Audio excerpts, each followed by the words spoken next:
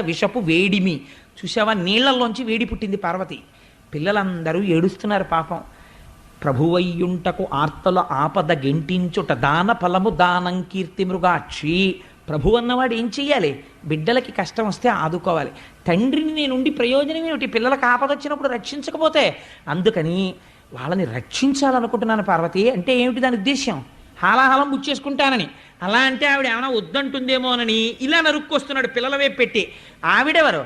ఆవిడ ఈ సమస్త బ్రహ్మాండములకు ఆ బ్రహ్మకీట జనని. మాతృత్వం భర్తృత్వాన్ని కూడా తోచేస్తుంది ఒక్కొక్కసారి. పిల్లాడు యొక్క ఆర్తితో కూడినటువంటి ఏడుపు విందనుకోండి అమ్మ, వెంటనే గబగబా వెళ్ళిపోతుంది. అందుకే ఒక నానుడు ఉంటుంది, పెళ్ళైన కొత్తల్లో ఉన్న ప్రేమ పిల్లలు పుట్టాక లేదండి మా ఆవిడకంటుంటారు. పిల్లల మీదకి వెళ్ళిపోతుందంటే ఆ తల్లితనానికి ఉన్న గొప్పతనం అది. అందుకని అమ్మతనాన్ని ఆవిడలోంచి ఉద్భుతం చేస్తున్నాడు శంకరుడు. ఎటువంటి మహాత్యాగండి నా స్వామి. అందుకని